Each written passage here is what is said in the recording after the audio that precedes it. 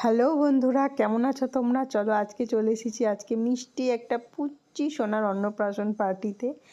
তো এখানে এসে খুবই ভালো লাগছিল। দেখো এখানে ডান্স করছে সবাই, খুব মজা লাগছিল। সত্যি কথা বলতে কি এখানে কেউই আমার পরিচিত ছিল না, কিন্তু ভালো লাগছিল।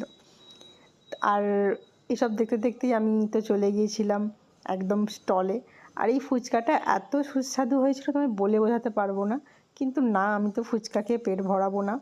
আর এদিকে ছিল শিক কাবাব, বিভিন্ন ধরনের স্ন্যাক্স ছিল, কিন্তু এগুলোকেও স্কিপ করে আমি চলে যাচ্ছিলাম ওদিকে দেখা করতে।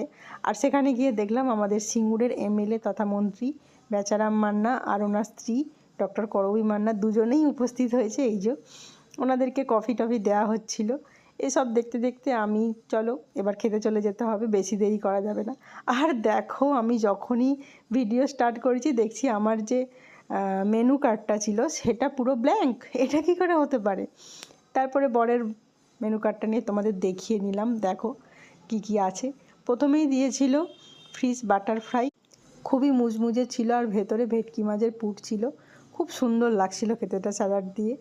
আর টমেটো সস দিয়েছিল সঙ্গে, অনেক কিছু আছে, চলো খাবো, তোমাদের সাথেও শেয়ার করব। আর তারপরেই পড়ে গিয়েছিল নানপুরি আর ছোলে মশালে।